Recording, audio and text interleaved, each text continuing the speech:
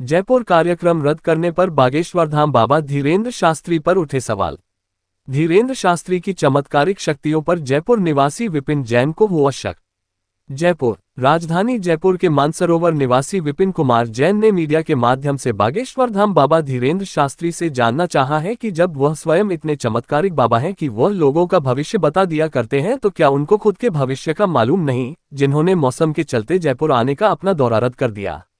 विपिन जैन ने कहा है कि यदि पंडित धीरेन्द्र शास्त्री का जयपुर दौरा मौसम के चलते रद्द किया गया है, तो मन में जिज्ञासावश ये सवाल उठता है कि यदि वास्तव में धीरेन्द्र शास्त्री प्रकांड पंडित, ज्ञानी, चमत्कारी या ऐसे पुरुष हैं जिस पर बालाजी भगवान की कृपा बनी रहती है, तो फिर उन्हें मौसम के चलते अपना कार्यक्रम क्यों रद्द करना पड़ा? क्या उनकी ऊर्जा और तेज या उनकी चमत्कारी शक्तियों ने उन्हें पहले से यह नहीं बताया कि 30 मई से 1 जून तक जयपुर में मौसम कैसा रहेगा? ये बागेश्वर धाम महाराज को देखिए, मैं यह एक सवाल है मैं कहना चाहूँगा, और मेरा ये सवाल है कि जिस प्रकार बागेश्वर धाम जो निवासी धीरेन्द्र शास्त्री जी हैं, उनके बारे में मैंने अभी कुछ दिनों पहले पत्र पत्रिकाओं के माध्यम से ऐसा पढ़ा कि उनका जयपुर में एक कार्यक्रम होने वाला है। फिर अभी रिसेंटली ही 1-2 दिन पहले मैं ये देखता हूँ कि एक और खबर आई है जिसमें लिखा है कि मौसम के चलते उनका कार्यक्रम रद्द किया गया या वो पोस्टपोन किया गया। तो ठीक है, ये तो चीज़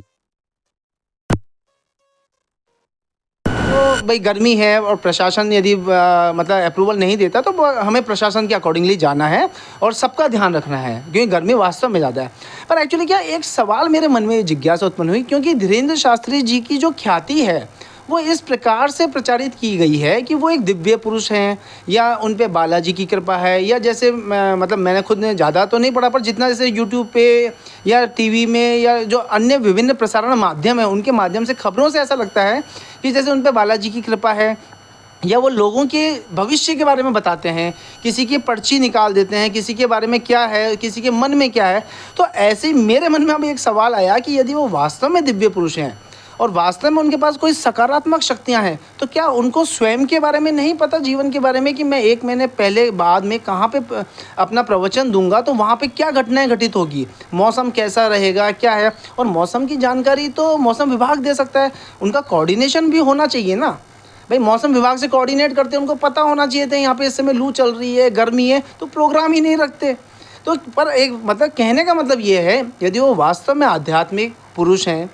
दिव्य ऊर्जा रखते हैं, सकारात्मक ऊर्जा रखते हैं, किसी प्रकार की बालाजी की जिस प्रकार से कृपा बताई जाती है, किसी अन्य देवी देवता की उन पर कृपा है, तो क्या उन्होंने यह उनको इस बात से आगाह नहीं करा उनके जीवन में आगे 1 महीने बाद क्या घटना घटित होने वाली है? तो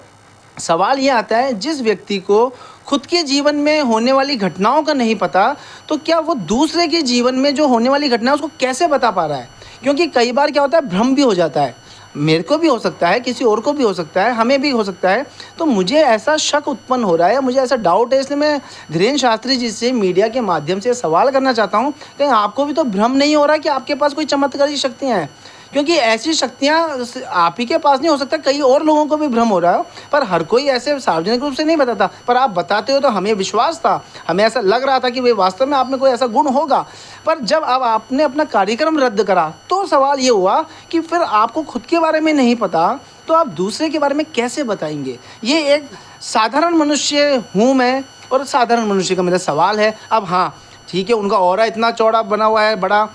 हम उनसे ऐसे नहीं मिल सकते, पर सवाल मन में आया तो अपना सवाल, क्योंकि वर्तमान में मीडिया के माध्यम से ही हमने उनके बारे में जाना, तो मीडिया के माध्यम से मेरा ये सवाल है कि क्या वास्तव में धीरेन्द्र शास्त्री जी आपके पास कोई चमत्कारी शक्तियाँ हैं, दिव्य शक्तियाँ हैं या भगवान की कृपा है, तो आप कैसे बताते हैं? और यदि नहीं है तो, और मतलब कहने का मतलब यदि है तो आपने स्वयं के बारे में क्यों नहीं आकलन कर पाए? तो बस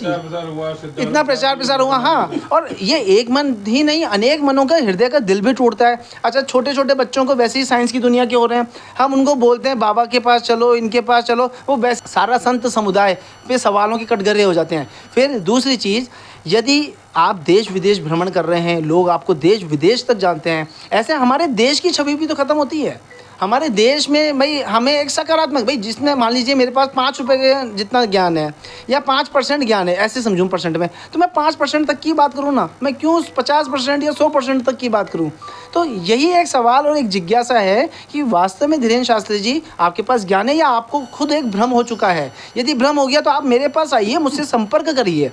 क्योंकि इतना कॉन्फिडेंस तो मुझे भी खुद पे है कि आपके अंदर यदि कोई भ्रम या जिज्ञासा है ऐसी, मैं भी उसको मतलब शांत कर सकता हूँ। तो मेरा निवेदन है आपसे, यदि आपको किसी प्रकार का भ्रम नहीं हो जाए, क्योंकि आप भी हमारे ही देश के भारतवासी हैं और मेरे छोटे भाई समान हैं। भाई आपकी, मैं भाई इसलिए बोल रहा हूँ क्योंकि मेरी आयु उनकी आयु से ज़्यादा है, तो आप भी मेरे छोटे भाई समान हैं। कई बार मुझे भी हो जाता है मान लो भ्रम, पर मैं अपने सगे संबंधी रिश्तेदारों से, भारतवासियों से वो सलाह मशवरा करता हूँ कि कहीं यह सही तो नहीं, गलत तो नहीं। तो मेरा निवेदन है और मेरा मतलब आपसे, मैं आपको अपना समय भी दूंगा धीरेन्द्र शास्त्री जी को, यदि आप आए और किसी प्रकार का आपको भ्रम हो रहा है तो आप मुझसे सवाल जवाब करें, संपर्क करें। हो सकता है मैं आपके भीतर जो भ्रम है उसको सत्य तक लेके जाऊँ, और यदि मान लीजिए मैं गलत हूँ तो आप मुझे सुधार कर दीजिए, क्योंकि पर ये मतलब जिज्ञासाएं उत्पन्न होती है। तो मेरा ये निवेदन पुनः आपसे है कि सत्य क्या है, बस वो जानने की चाह में मैंने ये बात मीडिया कर्मियों से रखी। मेरा नाम विपिन कुमार जैन है, मैं मोहाना मंडी मानसरोवर निवासी जयपुर से हूँ। धन्यवाद।